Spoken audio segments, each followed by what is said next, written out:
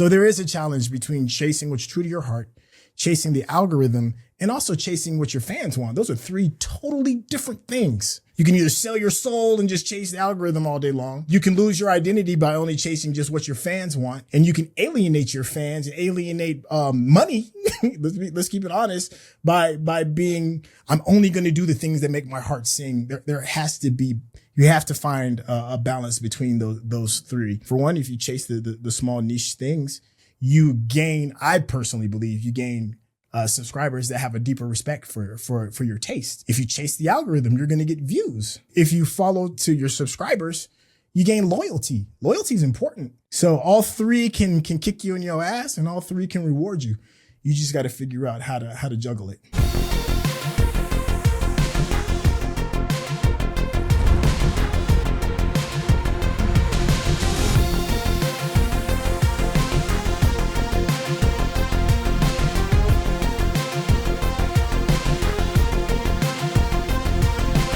Hey everyone, welcome back to the Reactorverse Podcast. I'm joined today by a friend of a friend of a friend of the channel, someone I've been seeing in the space for quite a while now on my feed. It is SYNTELL Mikel-Claire. Thank you so much for being here.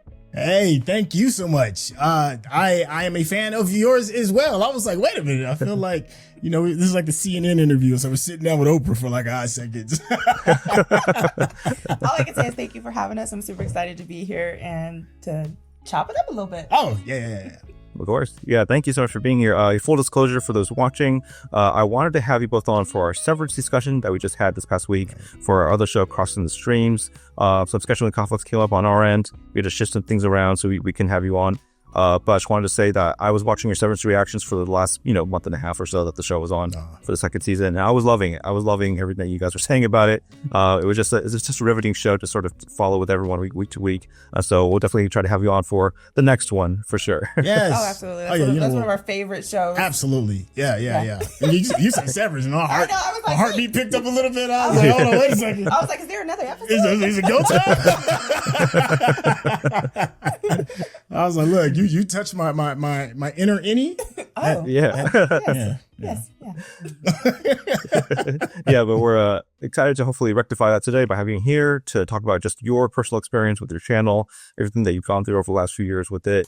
Like I said up top, I've seen you in the space for a while now because of your own work, or also your sort of collaborative work with our mutual friends, the Cinepals, Jabby and Achara. Yeah. They're wonderful. I had them on as one of my early guests when I first started the podcast, and like they've just their work is so great. And so I was able to see you mixed in with that for a long time now, and just following your work, I wanted to have you on talk about what you've gone through personally, with them, on your own channel, the videos itself. And so I want to start at sort of the beginning of everything with that, which I guess between the two of you, how did you two meet? Oh wow. You want that? You go for it. I'll let you Go for it. I'll let you get that. Yeah. So it was a nice evening back in 1996. Wow, we old. Yeah. Goodness gracious, my God. Yeah, we both attended HBCUs. Historically black colleges, for those that may not know. I attended Morehouse, Mikel-Claire, Tina Clark, Atlanta. So we met in college. That's the short and sweet of it. And we've had this incredible, just, oh my gosh, you're my spirit and soul and all of that. Oh my goodness gracious. So it's just been that for God knows how long, for like 30 plus years. So, right. So when it came to the love of movies and television, Mikel-Claire was there from like its genesis to this version of what it is now. So she's been there beginning from the thought of it before there was a thing called YouTube, back when I was trying to do this hustle in Los Angeles, to starting the channel. Like every step of this, Mikel-Claire's been there. Of course. Yeah. And did you share like a mutual interest in movies, TV, and pop culture stuff like that, or something that you sort of, as couples do, they sort of like mix and innovate a little bit in that sense? No, we are very opposite in our tastes, but that's what makes I think sometimes our reactions kind of like really fun and unique, is because we don't always see eye to eye. Yeah, I agree. Like, we don't have to like agree on everything, which I think is a very wonderful thing for us, because we're very opinionated, both of us. Oh yeah. But that's part of the fun. Like, the conversation is what we really enjoy the most, and what we definitely get the biggest kick out of after watching anything. Yeah. Right. Yeah. That shared development that you have with each other to learn about each other's tastes and stuff like that is a part of the fun. But SYNTEL, yourself, you've been immersed in sort of the pop culture space, just the general knowledge of it over the last few years with the channel. And I just kind of want to ask, like, what is your sort of personal history with media, pop culture, fandom in general? Like, what was your sort of, initiation into that on just a personal level before even getting involved with the channel? Oh, wow. Let's see, where do you start? Let me do the quick rundown. So, my love for film and television came with, my mom and dad bought a camera at the house when I was a kid. And I was like one of the only people on my block, damn near in my neighborhood, that had a camera. My dad and mom didn't really use it. And so my dad was like, hey, go have fun with it. So I took it and recorded everything that me and my friends did, especially like basketball games. And there's this thing that came out in the late 90s, early 2000s called N1. Basically, it was N1 mixtapes and stuff where you can like see people do cool little hoop stuff and dunking and stuff like that. Well, I was doing that like back in like 94 with this little camcorder that I was dragging all over to my friend's house. Mm-hmm. And I would take the footage and get a couple of VCRs and do the most ridiculous cuts off of 2 VCRs and a boombox with some audio visual ports, and put music on top of like me and my friends cross each other out and dunking on each other and stuff. And it became like this thing, and people would come to my parents' house and watch these videos, and it just spiraled from there. That was the thing where it was like an aha moment. I was like, oh man, this camera really has like a lot of power. It can really, it can really garner a lot of attention. Fast forward to me being in college. I was working for this show. Well, let me go back. There's an old thing back in the day called public access television. They don't really have it anymore. I think public access is dead. And I used to help do like the club roundups when me and some friends would take the cameras and go to clubs and interview people coming out of it. And we had a little show called The Hot Spot. And at the time, there was no such thing as called going viral, but there was a lot of people calling in for requests for it. And somebody at Georgia Tech, who worked for the Georgia Tech cable network, had found out about our show and was like, hey, we got a lot of these students over here that are watching you. And if you want to, make that kind of like an exclusive thing for Georgia Tech, we'll show you kind of like how to really do this. Because to keep in mind, like, there's no instructions. There was no film school. We're just running around the city, just recording as much stuff as we possibly can. So I actually learned that there's like a process to this whole thing, right? Like, there's a way to like edit properly and all this other stuff. So we made content for them, and they taught me and my friends kind of like how to do it on a professional level. Then this little movie came out called, Stomp the Yard. Came out, and the guy that was helping me out doing some of these small projects got put on as a production assistant for that. And after he finished the film, he was like, hey man, I think I'm gonna go to LA with them. And he took off, and that was kind of like, he was kind of like almost like the core of our whole little film group. So when he took off, things kind of changed. I ended up getting like a regular job. It kind of, it was still in my heart, but it kind of like trickled down, watered down. And I told Mikel-Claire one day I got sick, and I realized, I was like, man, what am I doing?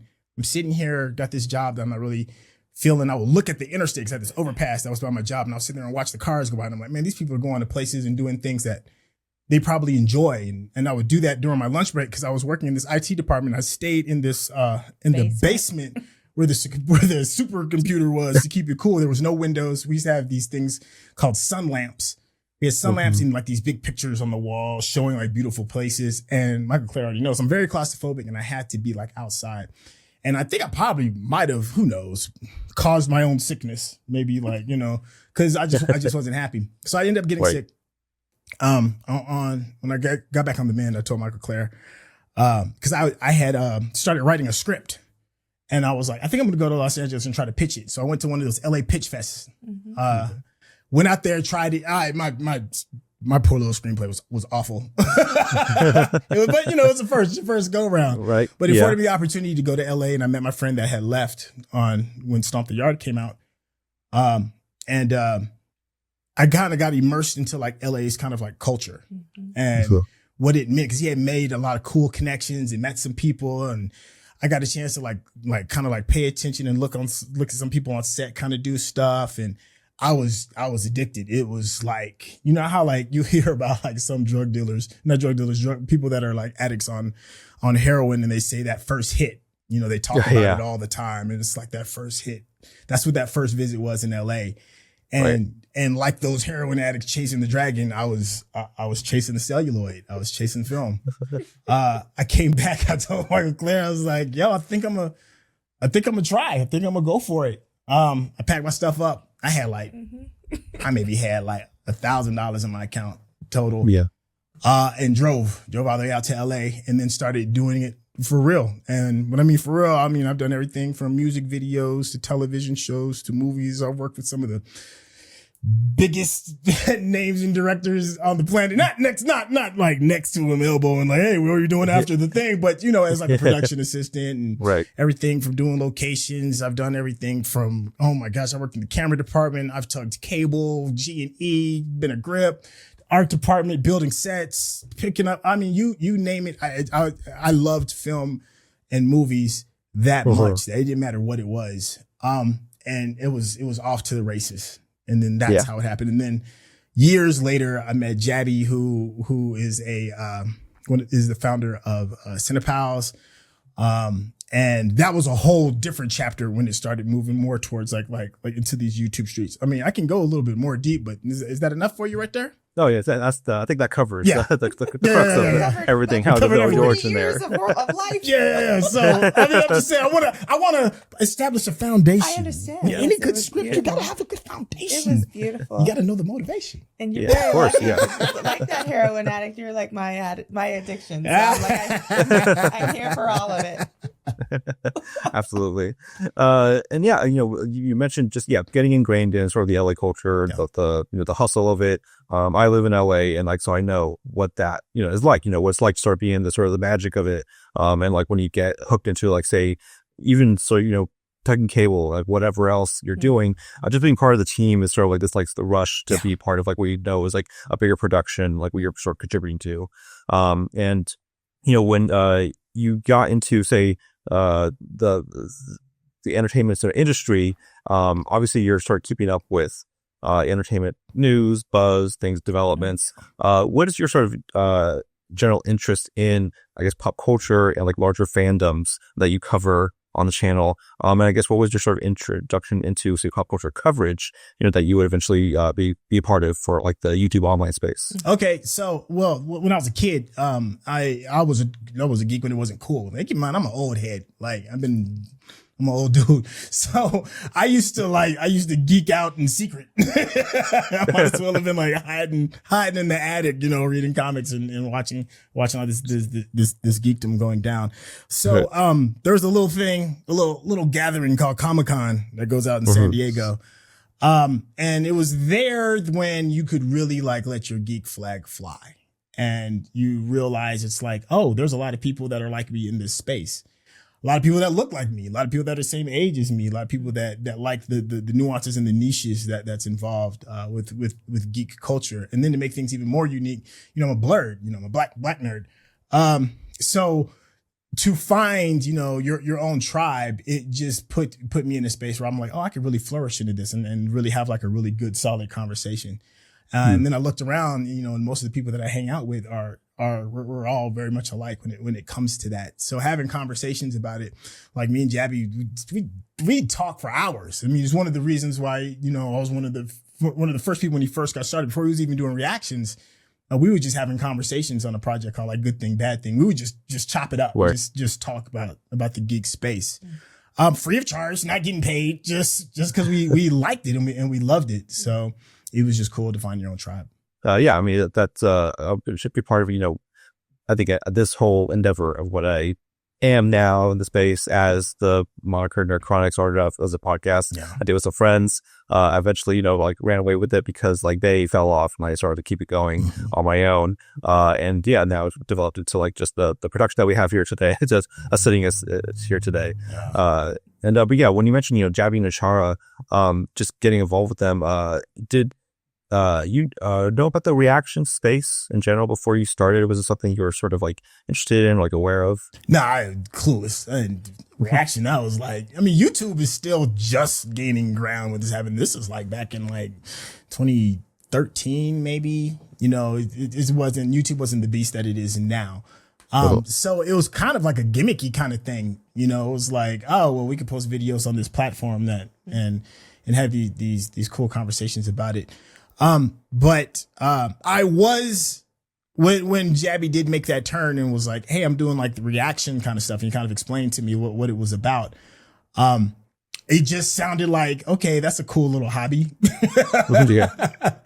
So I was like, I'll help you out with that and give you my opinion if that's what you want. But, for me at the time, it was just all about just hanging out with my friend. Right.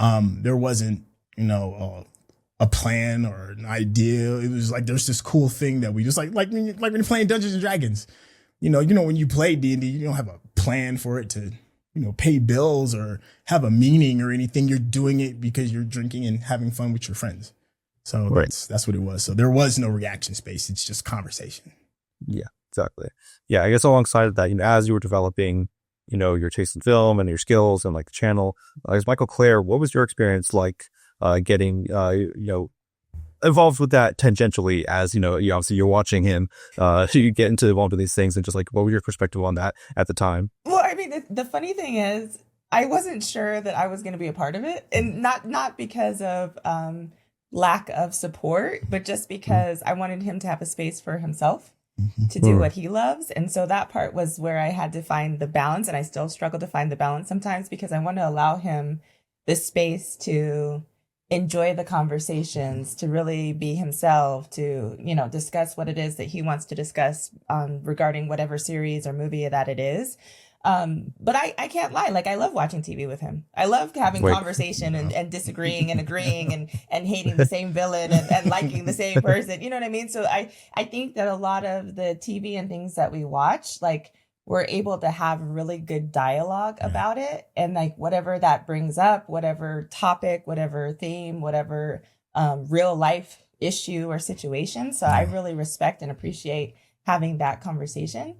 And it also gives me a voice, because I also have been a blurred my entire life. I mean, I'm like, real talk. I mean, that's just who I am. And I'm very proud of that. But it does give me a space to kind of be able to realize what my voice is. So I've really appreciated that along the way. And like he said, he's absolutely my best friend. So for us to be able to sit here and have a conversation and watch a show that we really enjoy together and, and discuss things about it, it just really brings me a lot of joy. So that's kind of how I came about in all of this.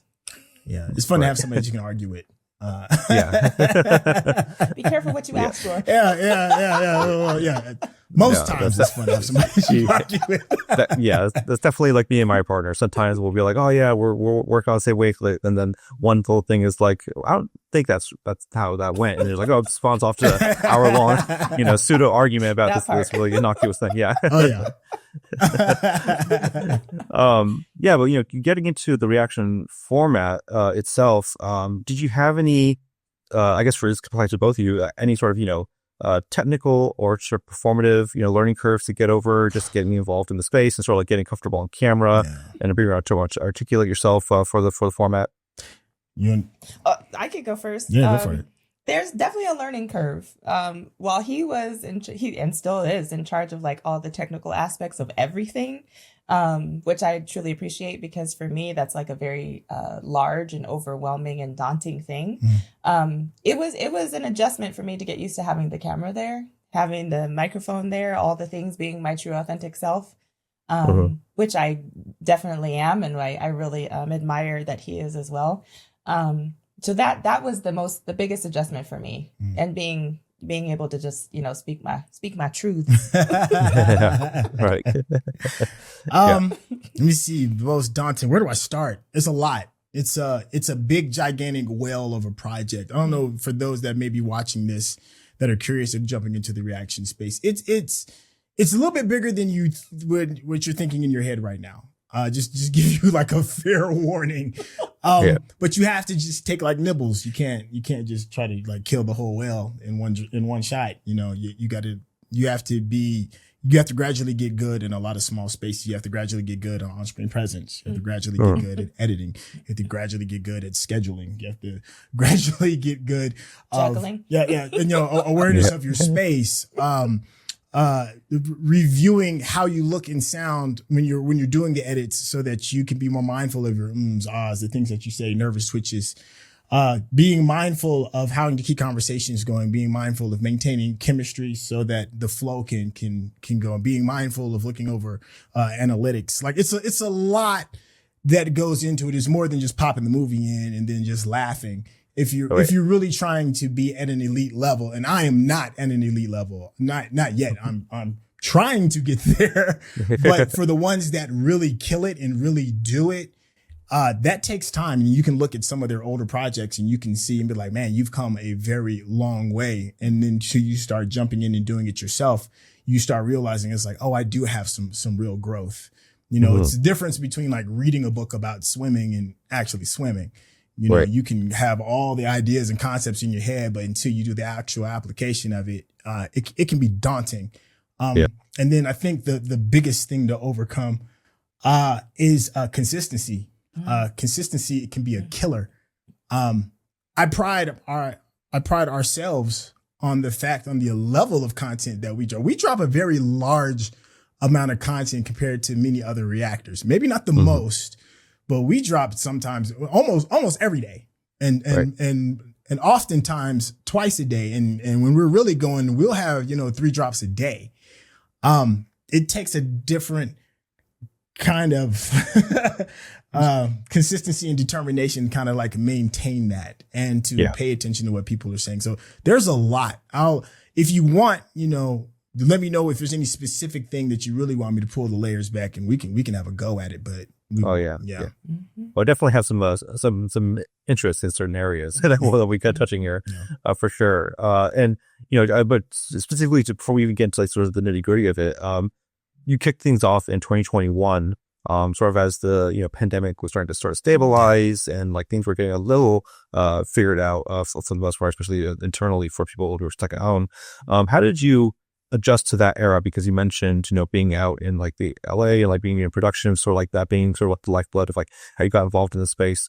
And you said yourself you like being outside, so being stuck at home I'm sure was a sort of endeavor that you had to sort of adjust to, and just getting used to that era of like content creation, but also dealing with like the amount of tools that were popping up and the new people who were popping up in the space, and just getting acclimated to all of that.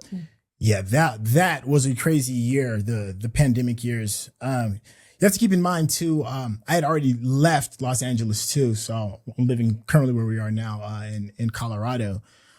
So there was an adjustment to try and do this when the culture was different. The culture here in Colorado is a little bit different than it is in Los Angeles, and a lot of the contacts and the people that kind of like can put you on the right track regarding this thing are literally 1,000 plus miles away. So one of the big things was trying to figure out how to operate remotely. And because the channel was forced to have to deal with that, it made our channel a little bit more unique than a lot of other channels, because as you've seen, many of our co-hosts are remote. Our biggest weakness ended up turning into like a strength that made us very unique. So trying to get scheduling done, because I was working a lot more on Jabby's channels, more than I was kind of doing on my own. And at the time, it wasn't just a gimmick thing anymore. It just wasn't a hobby. I'm like standing at the feet of like one of the kings of reaction for me. Of course, I'm very biased, but he really is legitimately one of the top at his craft. And I had the privilege of being able for him to be like, no, why don't you try it this way? Why don't you do this? You need to tighten this up. But the pandemic allowed me to do that and really step in wholeheartedly because like many Americans and just people around the globe, we had time. Right. We had a whole lot of time to kind of sort these things out. So once again, another horrible thing, they ended up having a very generous silver lining. And that was getting that opportunity to kind of like sit at the feet of the master and just soak up game. And then of course, Mikel-Claire was the biggest support because I made a change in how, we're going to earn income. And she's looking at me like, you sure this is what you want to do? I don't know if that's going to be like really lucrative, but she did believe in me. But, with any normal person that's going to make like a bit of a career change on that level during a pandemic, we drank a lot of wine, kind of sort it out and deal with some of the stress. But without that support from Mikel-Claire, without Jabby having the patience to allow me to sit at his feet and be like, soak this game up, without having to learn that remotely, none of this would go down the way it is. It will look very, very differently. Right. Yeah. I mean, I guess Mikel-Claire, you can kind of speak on this too. I guess, what was that first year like, just, as the channel was getting started, you're building up, your repertoire of like videos and ideas, but also trying to deal with just like with like the craziness of the world that's going on at the time. The only reason I'm laughing is because it was very challenging. I mean, it was extremely challenging for many, many reasons. And it's so funny because he's saying that, he decided to go on this career path, but it was at a time that I had walked away from my job, from my profession. So like, not only did he was like, this is what I'm going to do. I had already, taken a leap myself, and I was just doing something completely different. So anyway, I say that's why I'm laughing. And he was very true about the wine. That's very true. Oh yeah, Trader Joe's, the big box. That but it was fascinating because we were in a state of pivot. That's what I always call it, and I'm glad and grateful for it because to this day I'm not afraid of a pivot. Yeah, I'm all about a pivot. I have no fear when it comes to that, which I am very grateful for. And he's been a perfect example of what that looks like and how it can be successful, but it does come with a lot of challenges and obstacles. But the foundation, it's so funny because we started off trying all kinds of things. So the first thing we tried was a podcast. Yeah. So he and I have like 40 plus episodes of a podcast that never has seen the light of day. But that set the tone though. But it set the tone for consistency. It set the tone for accountability. It set the tone for showing up and being professional. Big facts. And when we may not be having the best days separately or together, what that looks like to still show up. You know what I mean? It's like, it's time to shoot. We gotta come up with these topics and we gotta have a conversation, even though we don't want to look at each other. Yeah. So that was very fascinating, all of that. But just watching his dedication has made it not so fearful for me. And even in the beginning stages, like he's the kind of person where he was like, if he says that something's going to happen, he's going to make it happen, regardless of the challenges, regardless of the things that, the failures, the falls, which what we always look at is fail fast and fail forward, fail fast and, recover. It's always a learning experience. So I knew that about him. So I don't have a lot of fear when it comes to whether or not he's going to make it happen because he's just proven time and time again that it's what it is. See the support I'm getting. But see this? I mean, like I said, it's not all rainbows and kittens. No, it's not. However, no, it is not. But in the big scheme of things, that is really how I feel about it. So, I just trust that whatever he says is going to happen is going to happen. You know what? When you brought up the podcast, that was your idea. Yeah, it was your idea. You were like, you were like, hey, we're in this bit of transition. You think anybody would kind of like want to hear our story? I'm paraphrasing. So I was like, yeah, sure. She was like, well, you kind of know a little about this tech stuff. Let's see if we can kind of get it going. And you were like, hey, we got this schedule. We were one a day, Monday through Friday. Yeah, I think so. We did 40 episodes. 40. Yeah. I was even surprised at the consistency.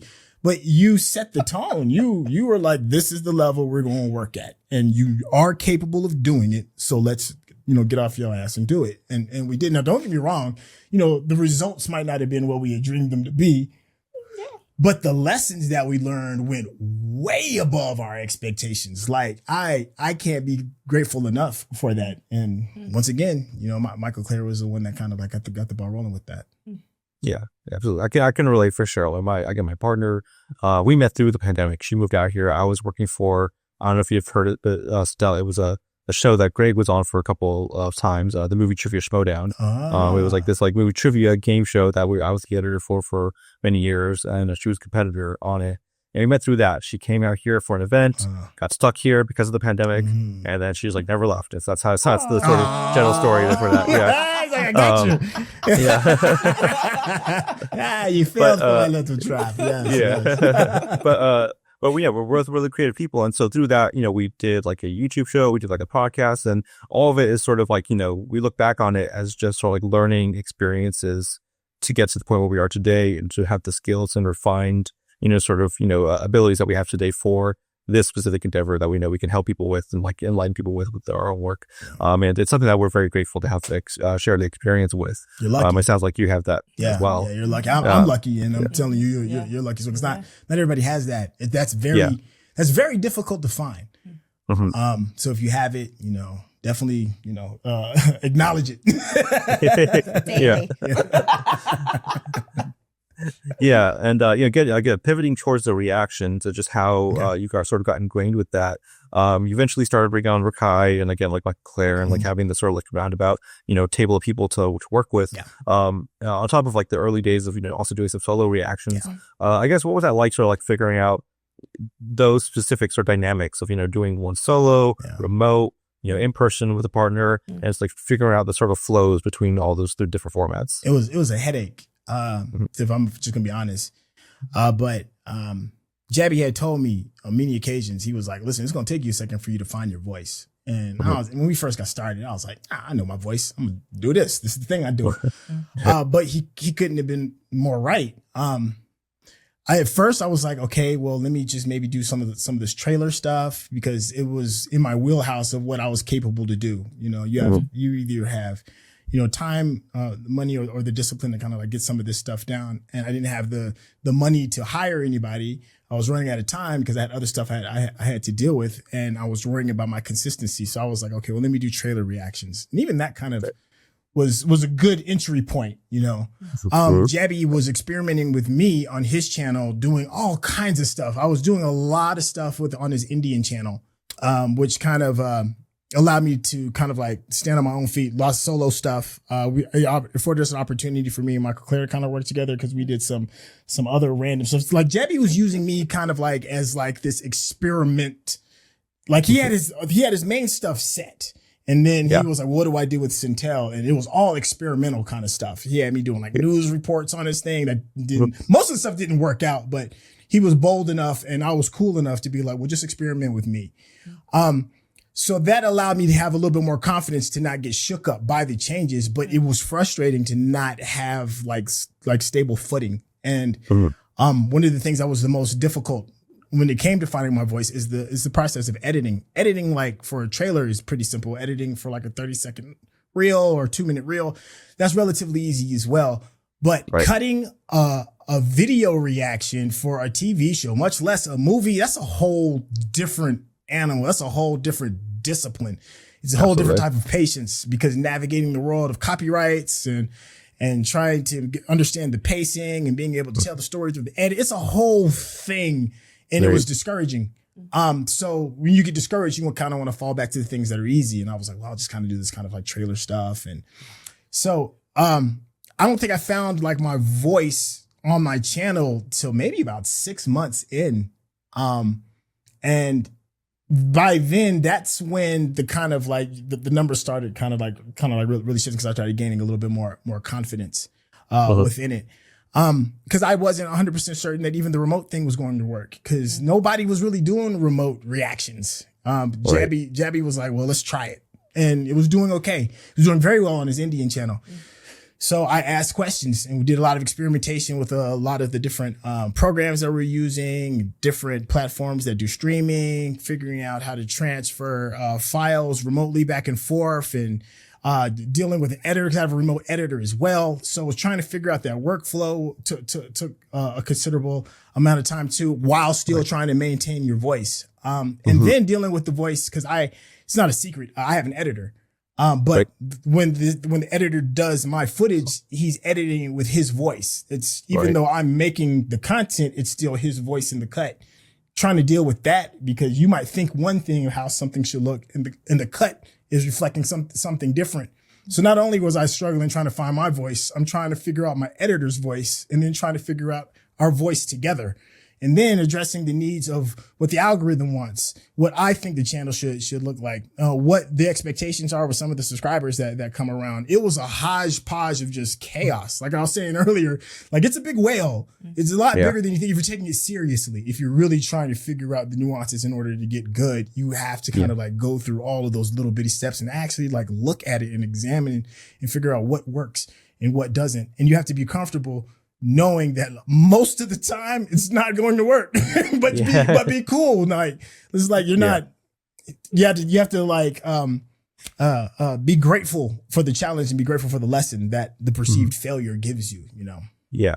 When you're getting into it, like it's running the vision that you have through several filters of. Again, the channel, the algorithm, the editors, everything that sort of finds it down into a product that you don't necessarily, envision, that you can't envision by what's going to look like by the time it's done, just because of all the sort of obstacles that are sort of out of your control. And when I spoke with Jabby on our interview, he mentioned how, trying to build out a team for his channels and like a rotation of people he could depend on. He mentioned how no one's going to have your vision 100%. It's always going to be a compromise of like, how can I surrender myself to the abilities of other people, and like making sure that I can meet them halfway on what we can accomplish together, and just building that out. And like, again, building out with Mikel-Claire and Rakai. Mikel-Claire, what was your experience like getting involved with the channel? Was it something that you were eager to be part of, I guess, for the reaction format? Or was it something that SYNTELL had to sort of like convince you, like, hey, like we can do this together? Like, maybe I need you. Let's see. No, honestly, I do enjoy it. I really do, because I think it's a lot of fun. I wish that I had the dedication like him to make it like my full-time thing. I really do. The thing for me, like I had mentioned before, is giving him the space to be his own person for this, because this is his thing. This is his baby, right? I'm just grateful to be a part of it. So I try my best to find that balance, because I do love it. I do enjoy it so much, especially particular programming that we, you know what I mean? Like I'm eager and excited. I'm like, oh my gosh, is that today? We gotta watch it tonight. Scheduling can be a little challenging at times, like you mentioned, just because I do have a 9 to 5, and we do have a high school age son, and I do have family things and obligations. So that can be a bit challenging, but it's a good space for us to hang out and laugh and be together and spend time. It's almost like a quality time kind of thing for me. So I do appreciate that. And when he does ask me for allow me to be in his space, I do appreciate it and respect it, and try to do my best to make sure that it's on the level of quality that he's known for. Oh, listen, we've both grown so dramatically. Like, I will look at some of the old videos, and the both of us, you're supposed to say something. Like, it's like deer in headlights, but no. Now we got like a really good flow. But it took some time. For the early years, woo. Oh yeah. I said there's a learning curve. You learn very, very quick. That's why I love falling back to you. I'll be like, I couldn't get this co-host to kind of work out. Baby, I need you. What am I? I'm your second choice? No. Never. Okay. Just kidding. Yeah, it's always first choice. Always first. Always first. Yeah, that's always the foolproof option we go to. But you mentioned, having family issues, jobs, like the priorities that you have to sort of maintain on top of the channel. How do you approach that work-life balance in terms of just, making sure that things aren't overlapping where like you're getting lopsided in a certain direction and trying to maintain the work on top of like just your own personal lives? Is not easy. It's a work in progress even as we speak. It is a work in progress. There has to be a lot of open conversation with those that you love, to be like, this is a thing that I want to do. Because most people when they think of a content creator or YouTube, they see it as like a hobby kind of thing or just this gimmicky kind of thing. I mean, the narrative of that is changing drastically. I mean, every year, it gains more strength in the fact that it is a very real thing. But in the earlier years, you'd almost kind of be like, I'm a YouTuber. People ask you what you kind of do. So you have to have somebody that can understand that it's not that I am trying to do this for real. And it's going to take in order for me to do this at a higher level, it's going to take time that's going to be, that you're going to have to sacrifice in order for me to kind of do this thing. I'd assume it's like that for any job that requires a lot of time. My dad was in the military and he was called away to serve, and my mom knew what she signed up for. That's just a part of just the family dynamic. Mikel-Claire is the content creator. It's going to require a sporadic schedule. Sometimes things are going to be a little bit last minute. Sometimes the hours aren't going to be consistent. So you have to be able to live in a space of inconsistency. But it is also our duty as content creators to put forth as much effort as humanly possible to add some type of normalness. Even if it goes against, the ideal amount of time that you want to perfect this craft, this thing that you want to do. I mean, ideally, I sit here and do it all day, but that's not going to work. I'll end up destroying myself and the people that I love doing that. So there has to be a whole lot of give and take.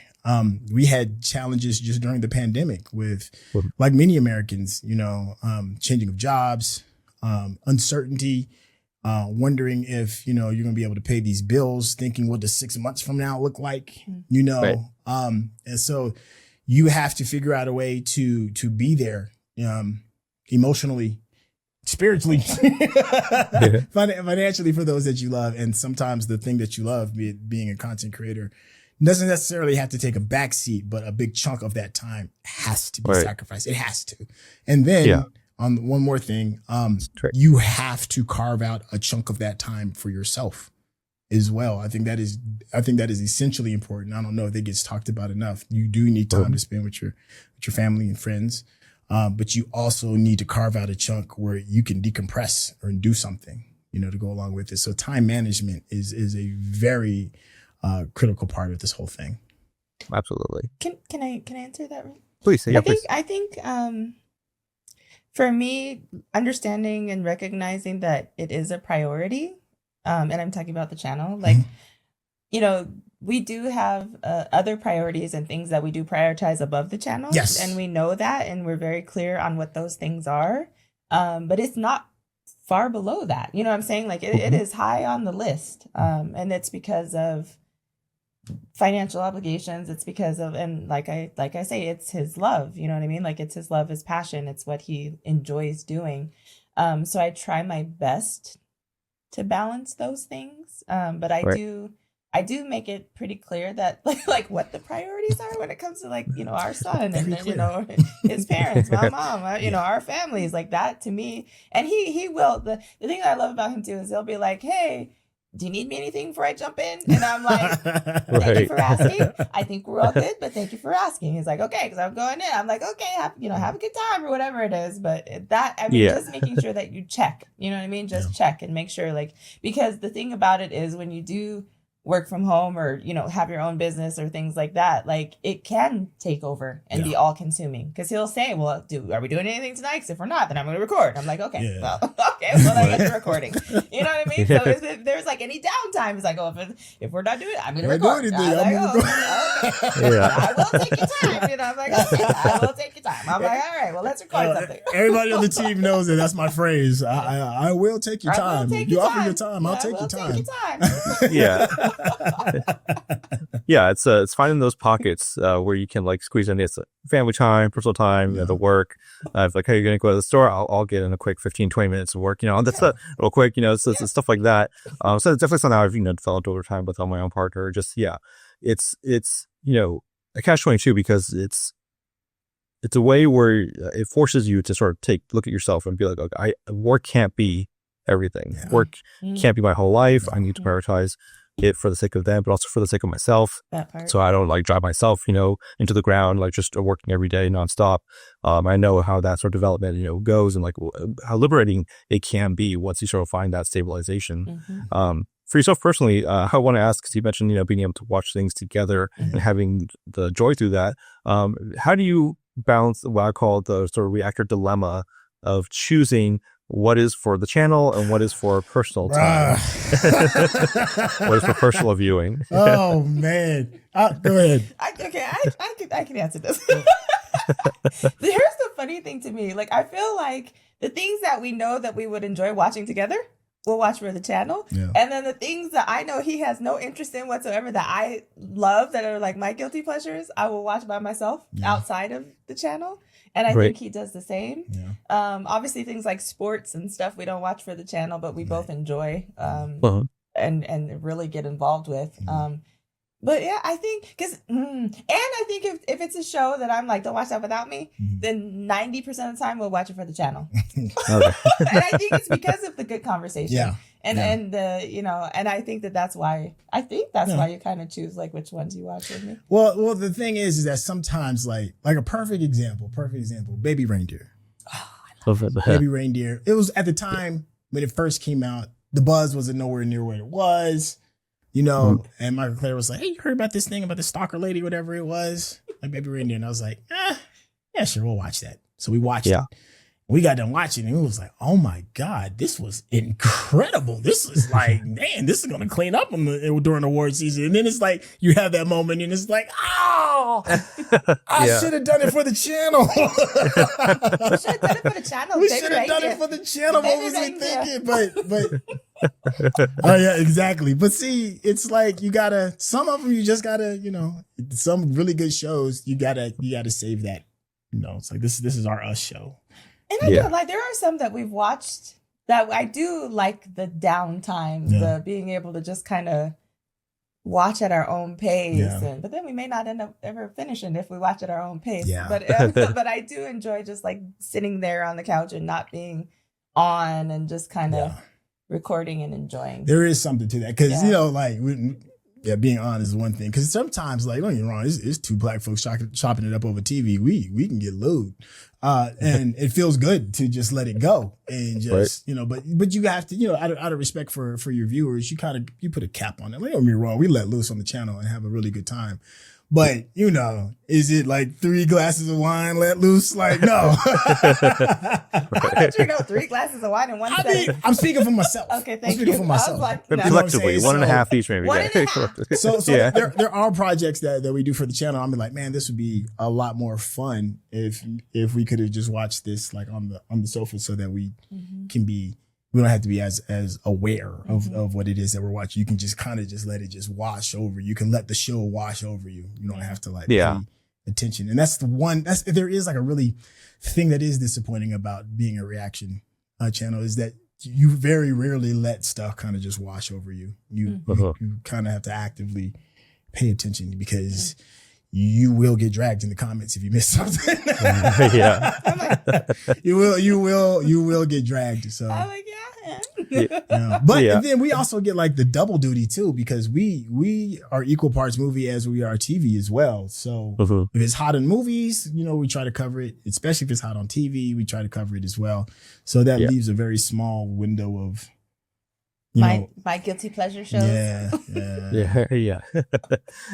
there's the reaction etiquette, that I think everyone sort of just comes to understand.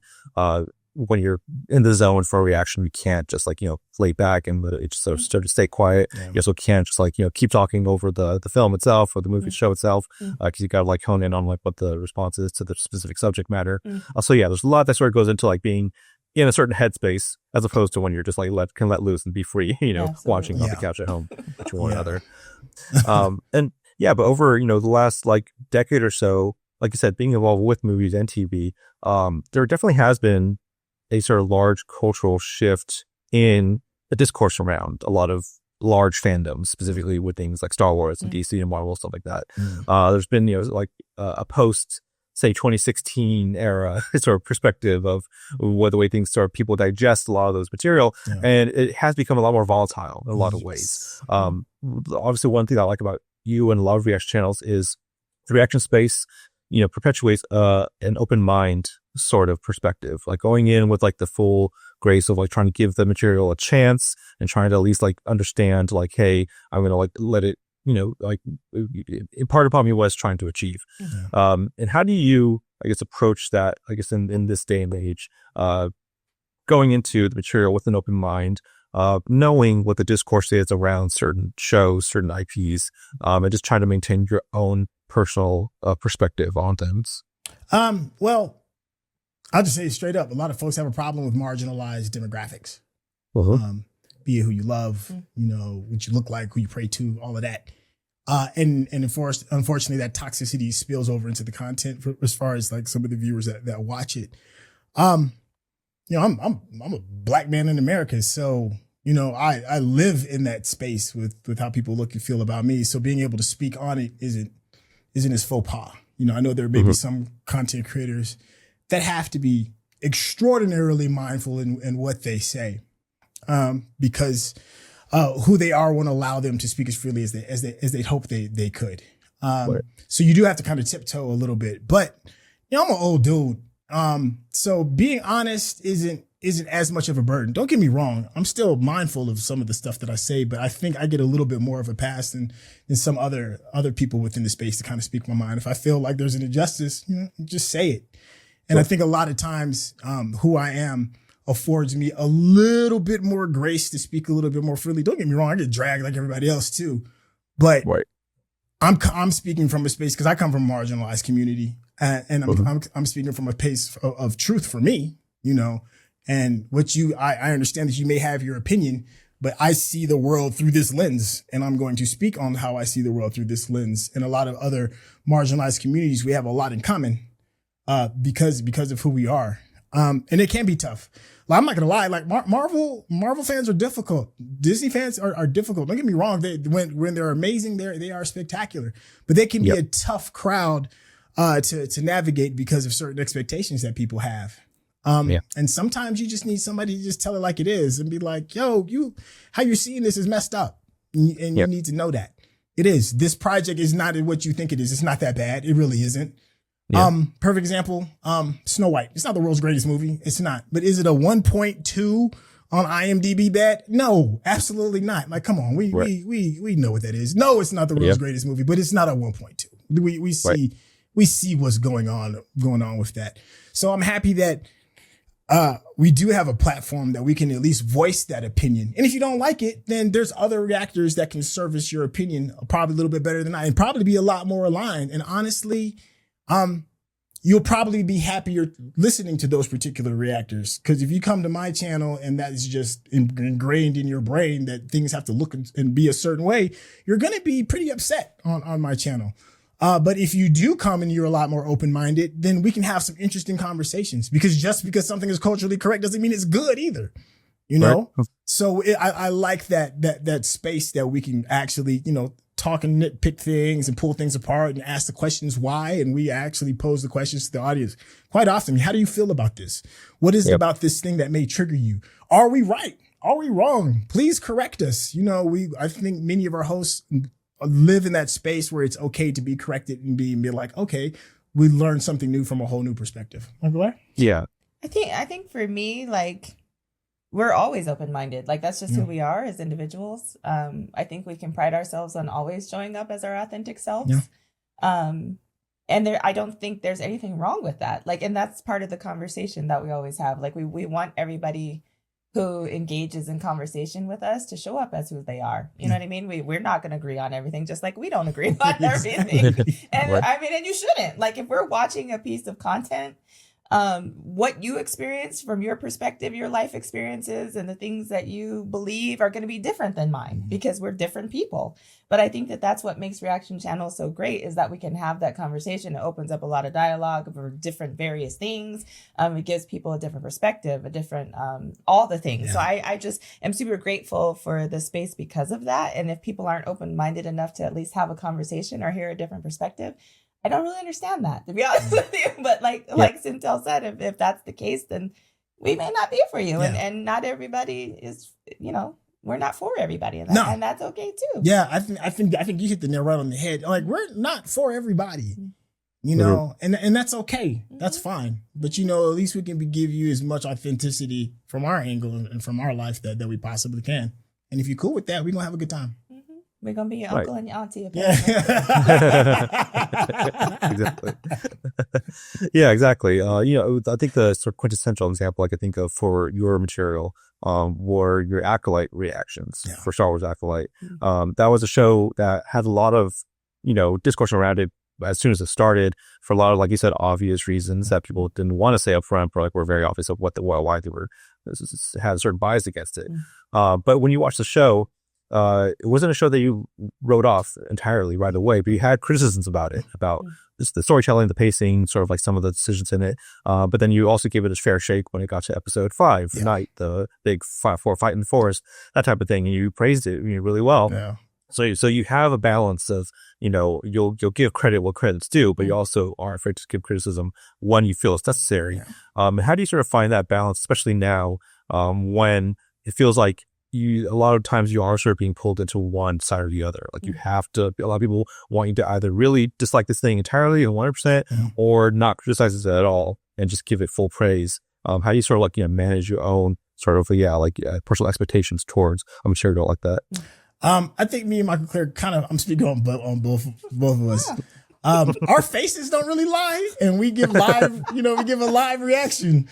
So when something happens and that face comes, you see it. So it's like, well, we gave the look, so now we have to explain why we gave the look. So the honesty kind of like forces the narrative, whether we wanted to talk about it or not. If we laugh hard, we laugh hard. If something's stank and whack, you'll get that. So there is a comfort in that our faces don't really hide the funk. And honestly, I think for him, he's really good at looking at the good, the bad, and the ugly, right? Like he'll be like, okay, well, maybe this actress didn't give their best performance in this thing. However, the lighting was fantastic. Right. He's like, the crew, he's like, they did a wonderful job. Cinematography is beautiful. Yeah. Even if, this character is not the best person. Yeah. So I think that, he's really good at balancing that, because when you're looking at a piece of content, it's not all bad, right? There's something in there that is really worth applauding, or like that took a lot of time and effort that you can at least say, hey, this person did an amazing job in the costuming or in the, the lighting, or whatever the case may be. He's really good at looking at the piece of content in its totality versus like one specific thing that maybe everybody else is nitpicking or not liking. Yeah, because I can't even think of anything that's 100% all bad. There's Leprechaun 2, okay, I don't know what to say. There's some shred of a silver lining, be it maybe it has some good editing, the sound design might be good, special effects saves a lot of conversations, because special effects would be amazing and the story would be trash. But let's say we'll talk about the special effects.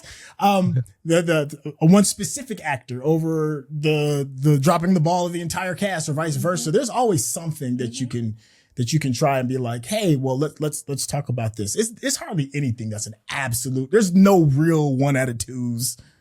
You know what I mean? Right. there's not really any of that, but there is something good and bad that you can pull from it. But I do think you'd be doing yourself a disservice. You got to look yourself in the mirror too. If something's bad, say it. You might, I ain't feeling that.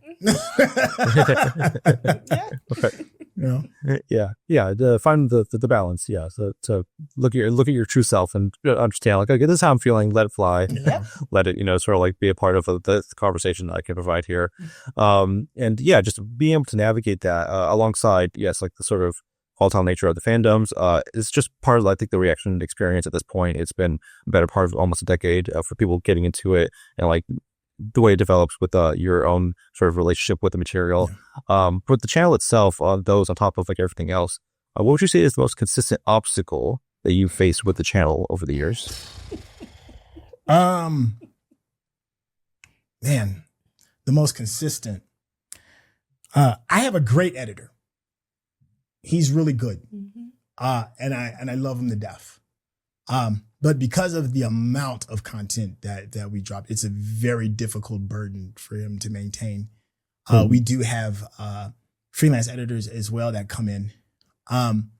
Finding consistency within the edit because of the sheer volume that we have is always kind of a constant thing that we're fighting. Scheduling, because we're remote, it's a lot more difficult in order to maintain scheduling because life happens. Right. And it's a little bit harder when you're trying to get somebody that's in California or somebody that's in New Mexico or somebody else that's in, because it's a little bit different energy when somebody's in person than it is when you're doing remote. So scheduling can be pretty difficult. Another one is how to appease the algorithm. Sometimes our channel will take the loss because we'll think that the movie or TV show speaks to who we are as reactors.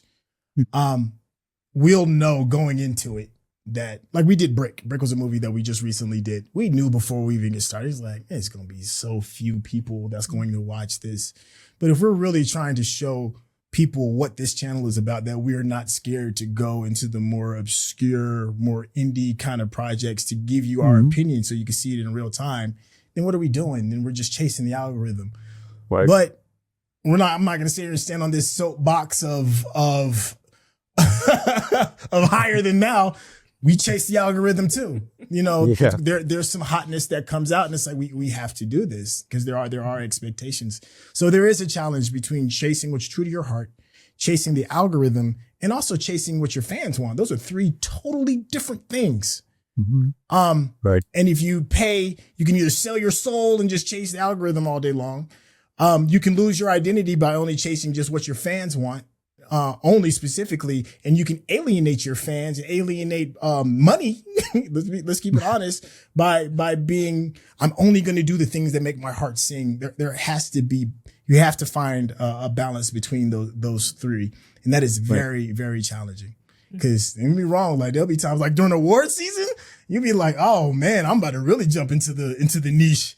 And then you see, your views start tumbling. It's like you can do that, but you're gonna suffer. But there are benefits to all of that. Like for one, if you chase the small niche things, you gain. I personally believe you gain subscribers that have a deeper respect for your taste and have a deeper respect for your opinion.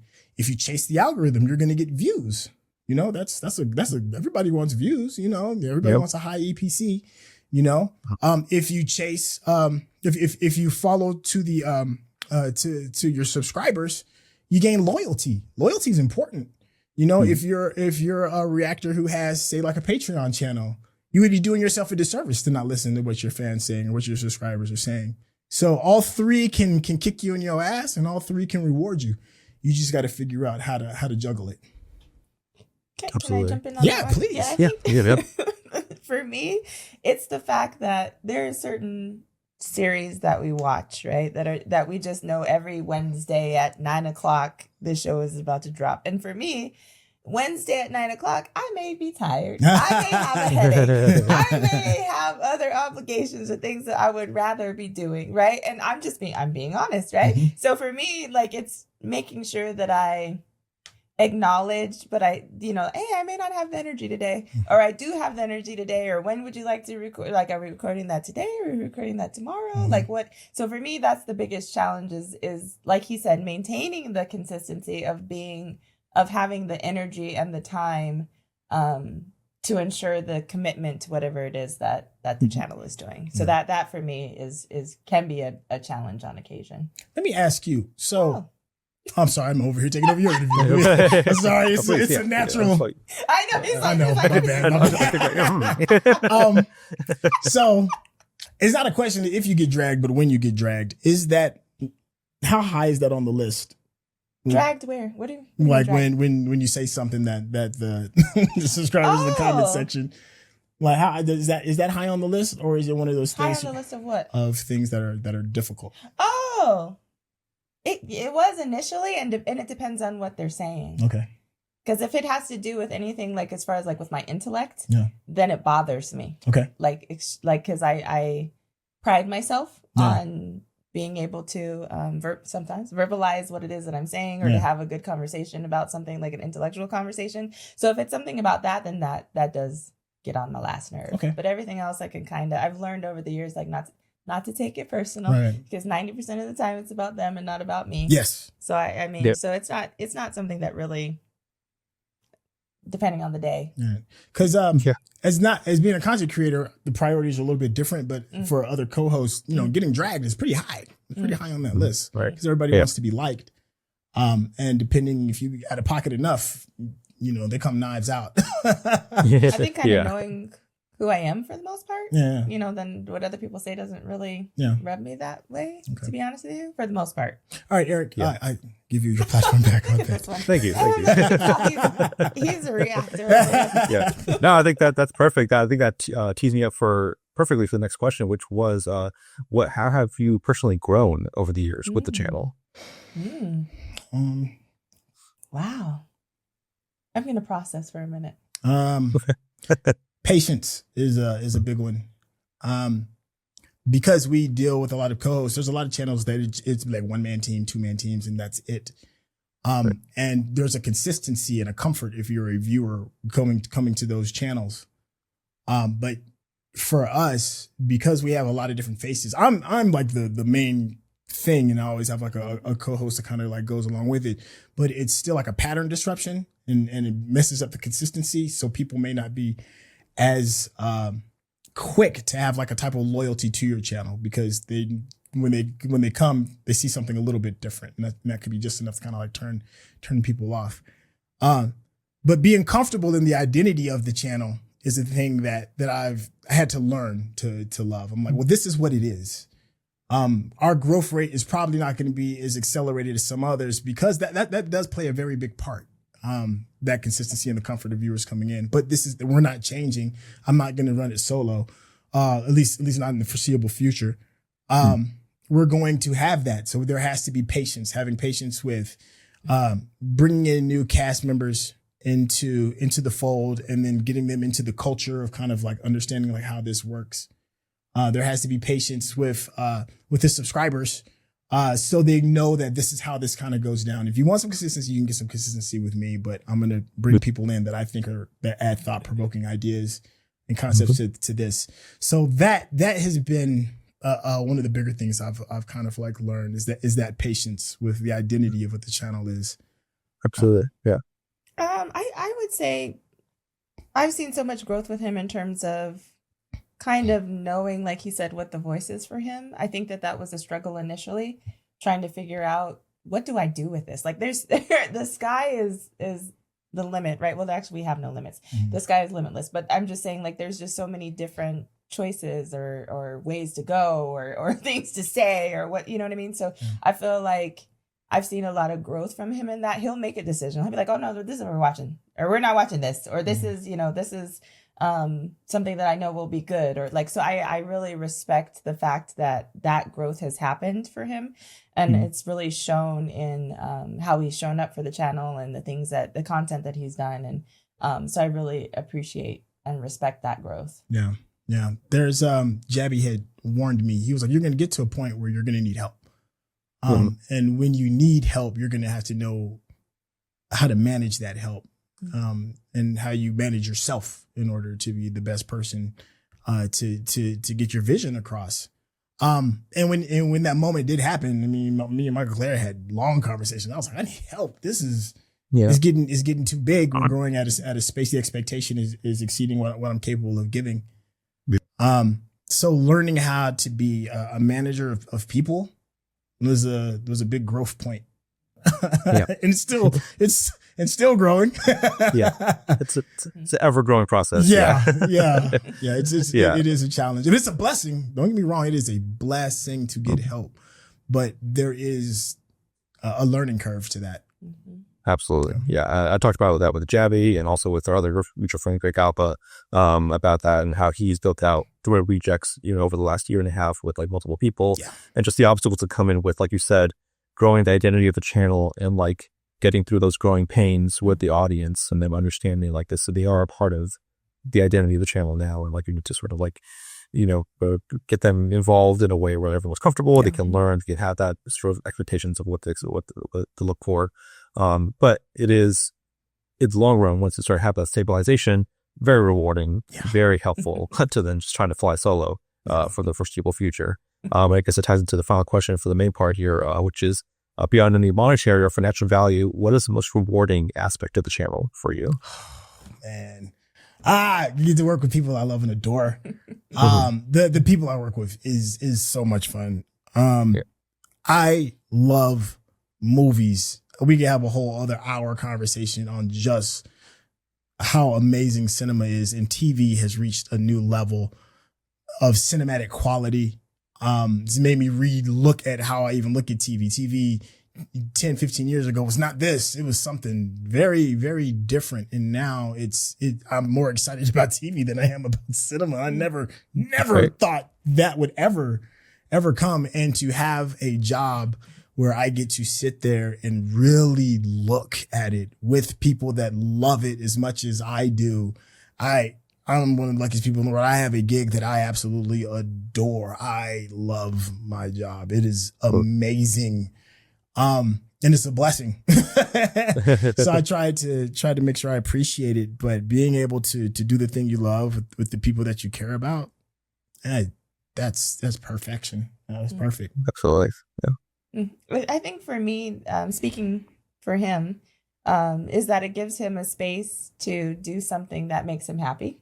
It gives him happiness in a way that's outside of the rest of our family, which is the number one priority in his life. It's like a close, it's like somewhere on the scale. However, but no, I really do appreciate that for him, because like he said, who gets to do that? Who gets to do what they love every single day?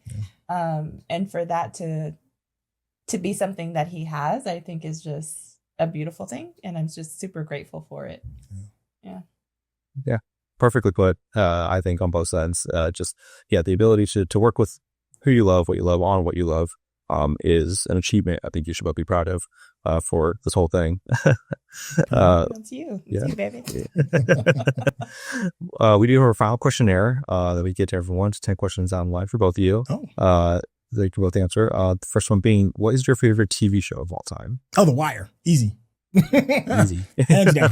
Yeah, super fast. Yeah. Yeah. I think it's one of the greatest stories ever told. Some of the best acting.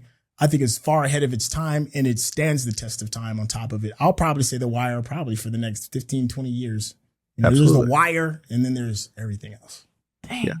I can't just like, if I'm just like thinking just like, I think the first season of White Lotus. I'm not even mad at that. That's a good one. Yeah. It was surprising, but I was like, this is it for me. Yeah. Yeah. That's a good one. Next question is, what is your favorite film of all time? Mine is weird. My favorite film of all time, I probably have to say, because of its impact, is probably Castaway. Castaway, it's not the most brilliantly looking, it's incredibly acted. It's not for everybody, but it's one of the few pieces of art, period, just art, that changes for me as I get older. The first time I watched it, it meant one thing. When I moved to California, I watched it meant something different. When I became a father, it became something different.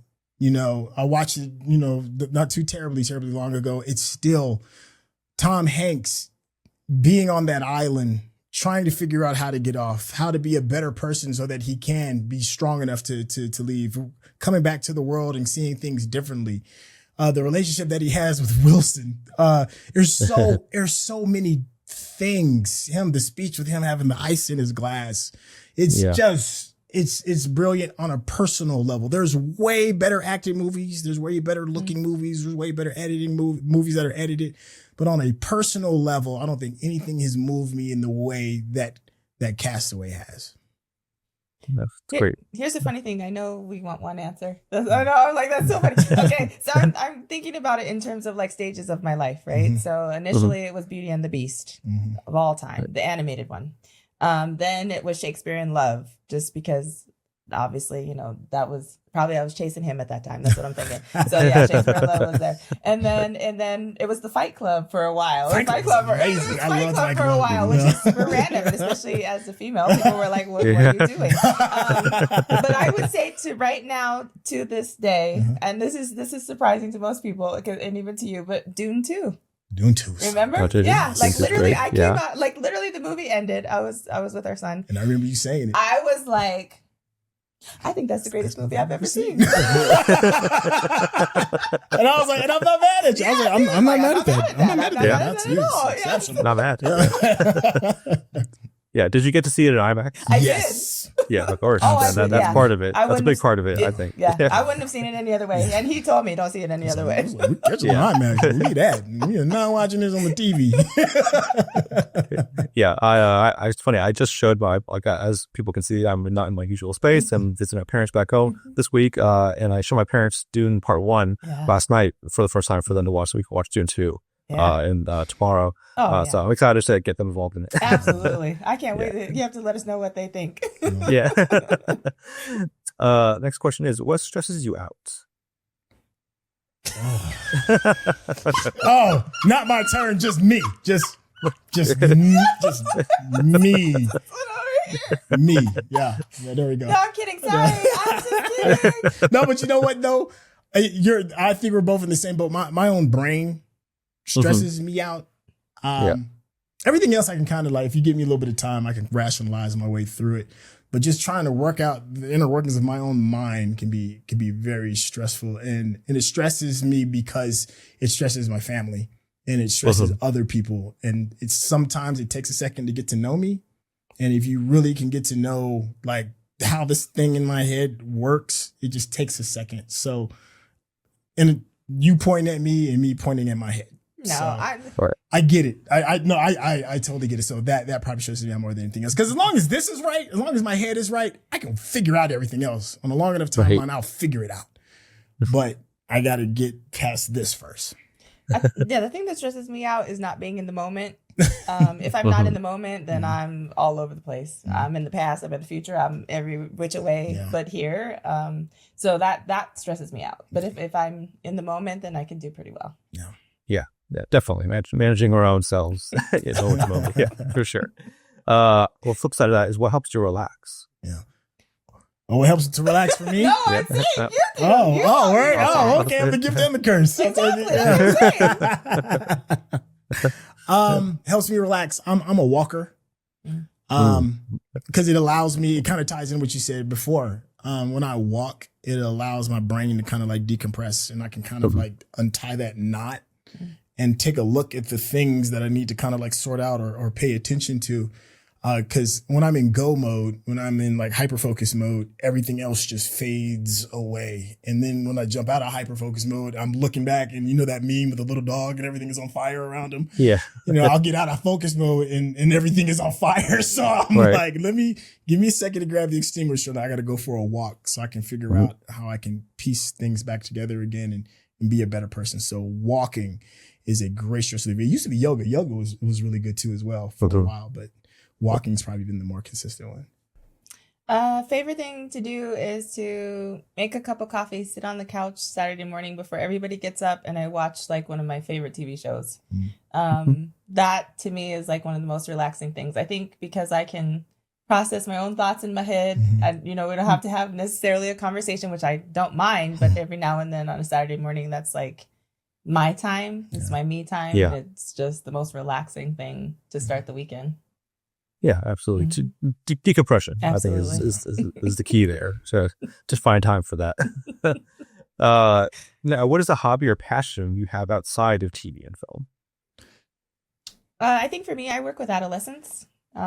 So in my profession for the last, oh my gosh, 2 decades, I've worked with adolescents and families in various capacities, therapeutic capacities. And I really do enjoy that. I love seeing people for who they are, creating a safe space, being an active listener, and helping people reach their full potential. So I really, really enjoy it. And I'm good at it. I'm gonna be honest with you. I'm really good at it. And so that I'm, whatever I can do to help people is what has always been a passion for me. We used to do this a lot. We used to play cards a lot. I used to love that. It's such a great way to decompress and to talk to somebody, and there's not something buzzing or flickering in your face. It's just a conversation, and just playing cards is competitive. There's a little trash talking. Oh yeah, it's definitely some trash talking. It's definitely some good old fashioned trash talking.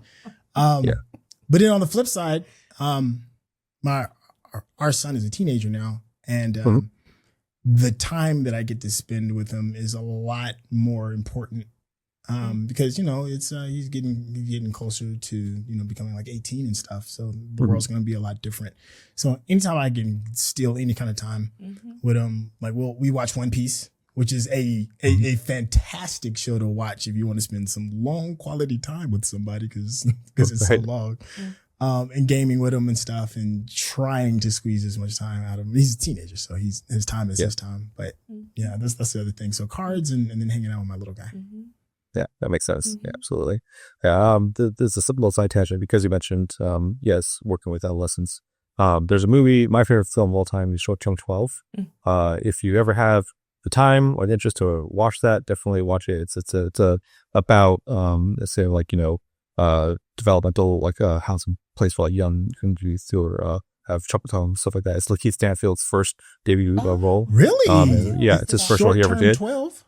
Yes, and I remember when I saw him acting in it. I was like, this guy is going to be a big star one day. Like, so I definitely recommend it. I was like, I have to see this. Yeah. You guys, did you write that down? Yeah, I'm okay. Definitely check it out when you have a chance. Yeah. The next question after that is, what fictional character do you relate to or just care deeply about? Oh, you said a fictional character. Can you relate to? Can you relate to or care deeply about? Man, I gotta take a second. I'm trying to think of something off the top of my head. Fictional character. Can I relate to? Oh my gosh. Oh my gosh. What's the name of the kid that's on the TV show? The little black kid that's playing in the park. Oh my gosh. Cartoon. Craig of the Creek. Craig of the Creek. Oh, that's right. Craig of the Creek. Oh my God. I can't believe I forgot. Yeah. I can't believe I forgot the name of that show. I'm embarrassed. There's a character named Craig. He's a little kid who loves to draw. He's got a great band of friends. And there's this park or this creek that all him and all his friends kind of hang out with. And everybody in this creek, in this park, comes from different lifestyles, different things that they do. You got the skaters, you got the bicycle folks, you got the rich kids, you got the kids that draw, all of that. And I remember having that life as a child of being in a really big neighborhood with a really centralized area where everybody kind of hung out with and rode bikes and stuff like that. So Craig from Craig of the Creek is probably the most accurate fictional character.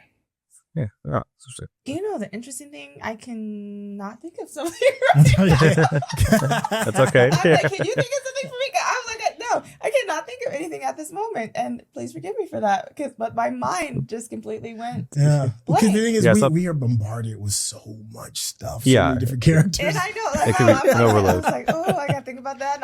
And I'm flipping through my Rolodex. And I'm like, so I graciously pass. Okay. It's okay. Yeah, we'll pause that for now. Yeah, we can come back to it if something pops up as we go on. You answered this a little earlier, so maybe this will be a little easier. What is your guilty pleasure show or film? There's a show on OWN, which is Oprah's network, that I watch called Ready to Love. And I literally, that's the show I get up on Saturday mornings and watch religiously. Like I can't even remember what season they're on, but it's pretty high up there, like 6 or 7. And I love it for just the fact that they talk about different relationships and I use those things. Like, people think that you just watch it just for the fun of it or whatever, but I use those things. I'm like, oh, they're having a conversation about this. What does Trey think about that? Like, I'm like, what's happening over here? I need, so I just love anything that has to do with relationships and relationship dynamics and all the things. So Ready to Love. Yeah. Fridays at no kidding. Mine, I even feel bad even saying it. I love 50s Power Verse. It's it's a guilty pleasure. I haven't even finished it. Because remember, I watched the whole Powerverse Power book too. Oh, Power. Yeah. Oh, 50s. I thought you meant 50s, like Cent. 1950s. That's why I was like, what the heck No, is 50 Cent. Powerverse? 50 Cent, the Powerverse. Oh, okay, there you because go. it's almost like what are they called? The Blaxploitation? Yes, it's like a blaxploitation. It's like a mix of like a telenova. It's like a mix of the worst reality. It's awful, but I love it. It's so bad. It's good, and it keeps me because I got to know what's going to happen next. And people, I've been asked the question a few times. They be like, "You watch the Powerverse?" I was like, "I can't help it. It's so awfully good." Yeah, and I hope it doesn't stop. I hope he still keeps making more. Yeah, yeah. As long as it provides you some sort of entertainment, something that you can find some time with. Yeah, that's what this was for. Which show or film gave you your favorite reaction experience with the channel? Oh, is it Queen Charlotte? That's the one when we first had to deal with the first time we had a public live with the dragging. Was it that one? I think no. It wasn't Queen Charlotte. It was Bridgerton. It was a season of Bridgerton. I think it was season 2. Yeah. 2 of Bridgerton. Well, yeah. It was season 2. It was season 2. You want to? No, go ahead. All right, so now we've been dragged before. We're opinionated, so the dragging is going to happen. But we were watching Bridgerton, which is a show that we love. And the fans are an awful delight. Because they're very opinionated too. They love their characters. They love the books.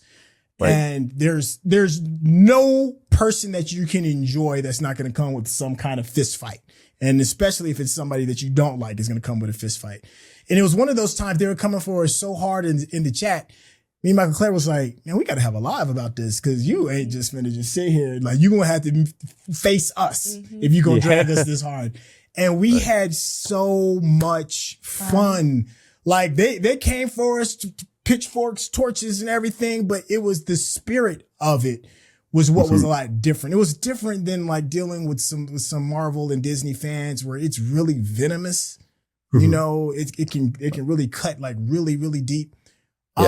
This was just like, nah, you're going to have to defend yourself. And this is the reason why you have a little bit of a laugh, but I don't really like you, but I like you. And it just became kind of like a boxing match. Yeah. So coming in with like the gloves on. Yeah. It was really fun. And it changed, for me, it changed the way I looked at how to deal with conflict, within the chat, within the comment section. How about you? Did you have a different one? Well, yeah, I think the most fun, he got something. Were you about to say interview? No. Oh, I forgot about that. Really We've had a lot. Yeah, We've had a whole lot. Actually, that may be my number one. So that may be my number one. I was going to say The Legend of Vox Machina. Oh, those fans are amazing. The critters are the greatest, most fun, joyful fans that I feel like we've had in the comments. Critters are awesome. Yeah, that whole experience, I think, was the first set of people that I just was like, oh my gosh, they enjoy this as much as I do, actually more so, and they're more willing to have conversation about it and tell me their favorite, that back and forth and dialogue, I think, was one of my absolute favorites. If we're talking about like controversial, I know she's about to talk about the Menendez brothers. Woo! Yeah, that was a different kind of dragging. That was something. Yeah, I was like, y'all ain't finna show up at our house, are y'all? Don't open that package. Don't open that package. Yeah. But give me one more, because there is a fan group. Here's the thing, like, you see how like we're happy about the fans more so than even necessarily the actual content because of the type of discourse and conversation that you can have. And there's another fan group that is absolutely phenomenal, absolutely incredible. And we do a lot of Doctor Who content. Me and Kai do. And it is because of that fan base, the reason why we continued it, we just kind of was on a humbug and was like, yes, let's watch this Doctor Who thing and just see what happens. Yeah. And the way they came in with such open arms and being like, oh, let's show us. They were like, we want to show you this world. And they were just so much so that we built a community around it. That's how amazing those fans were. It's funny that, we're sitting here having this moment, and the fans really do drive a lot of the happiness. That comic section holds a lot of power. Yeah. Depending on how positive or negative it can be. And it's so funny because it's so hard to narrow it down because you're talking about Interview with the Vampire. I'm thinking about White Lotus. I'm thinking about Severance. I'm thinking about Bel Air. I'm thinking about all the things. And I'm like, oh my gosh, I love all of it. Yeah. Yeah. The subscribers, the fans, they can make or break an experience. Absolutely. Yeah. It's that's really where it boils down to, is like what the end all be all experience will be like. If fans love it, if they're vibing with them, that's going to have a very, very special place in your heart with the show. Once it's said and done. What show or film do you wish you could erase from your memory and react to again for the first time on camera? Oh, easy. The Wire. I wish I could do that all over again. I feel like that's kind of like the cheat code for me. You know what I kind of do wish we could redo again? What? I kind of wish we could do it just a little bit. What? Harry Potter. Oh, that was fun. But okay, so with Harry Potter, that was fun. You talk about like, we're Gen X, so the way we see Potter is gonna be just a little bit different. And we got a good little dragging for it, but then I messed up because we was doing it in the sequence of how HBO Max was doing it. And for whatever reason, HBO Max changed the algorithm to, I guess, the more popular ones out of it instead of in sequence. Yeah. So we watched it out of sequence. Oh no! So you're watching out of chronological the Doctor just bouncing around. Oh yeah, going back in time. We're like, who's this person? Why is this happening?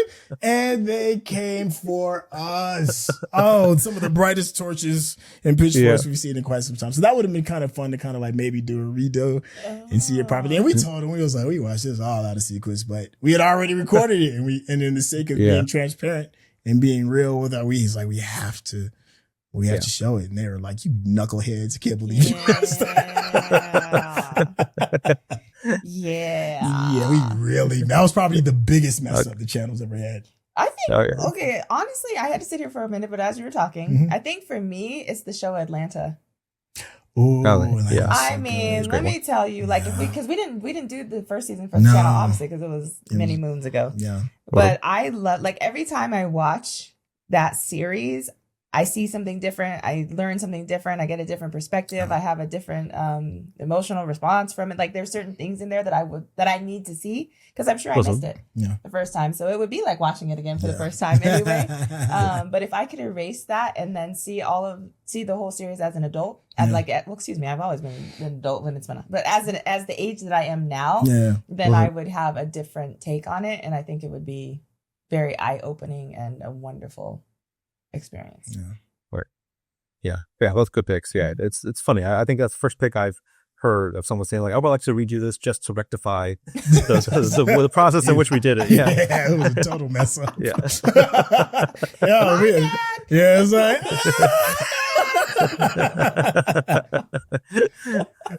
If the final question we have here is, what advice would you give to your past self if you can go back in time when you first started the channel? Don't panic. You're doing good. Mm-hmm. Don't panic. It's gonna work itself out. Yeah. You're doing good, and I'm proud of you. That's the advice I would give myself.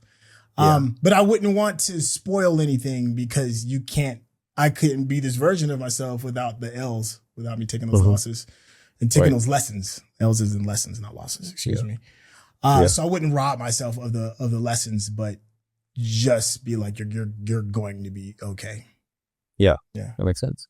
I think what I would share with him, because this is his baby, his channel, I would say it's okay to make decisions a little quicker.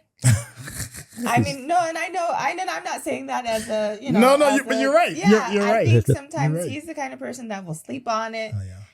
Paralysis by analysis. And not just for a day. He'll sleep on it. And it's not that he's not still thinking about it or processing it. It's not that. It's not a procrastination type of thing. It's just that he he thinks about it like over and over and over and over and over. Yeah. But I'm like, just make the decision. It's all right. Like it took him how many months to start the Patreon? Was it a year? It was a while. It was a while. Yeah. So I didn't feel like I was worthy of a Patreon for a second. But I know that he is. Like, and I'm like, and I'm like, just make a decision and move Yeah. forward. Yeah, just trying to have that confidence in yourself and your ability Absolutely, to because get I it know done. he's capable. And that's why I'm like, just make the decision and do what you need to do. Yeah, that's what's one of my favorite sort of mantras to live by. Don't get it right, get it written, and just figure it out, after the fact. That's right. That's how we had to operate some days. That part. SYNTELL Mikel-Claire, thank you so much for being here today. It was a blast to chat with you and just have some good laughs today. Oh, yeah. I had a blast. Thank you so much for having us. Hey, thank you so much. I told you like Oprah in these streets. So, hey, I'm not going to do the Tom Cruise and dance on the couch. But I am excited. I appreciate it. Where can we find you on YouTube and where social media otherwise? It's at SYNTELL, so YouTube /SYNTELL. And you can find us on those Patreon streets as well if you want exclusives. We do a very fun watch us while you work segment through our Discord. So if you've ever wanted to actually kick it and hang out and have access to one of your favorite reactors, the Patreon is the perfect place to do that. It's a very cool and unique experience. We'll let you get on stage oftentimes. So if I think we're trying our best to try to break down that boundary between us and you all. And the Patreon is one of the fastest and easiest ways to do that. And who knows, you may even want to start your own reaction channel. And then it's at SYNTELL on all other socials. And I'm just here crashing the party. So all the things that he said. Perfect. You can find me at Necrotic across social media. You can find links to our Patreon and Discord down below. We'll catch everyone on the next episode.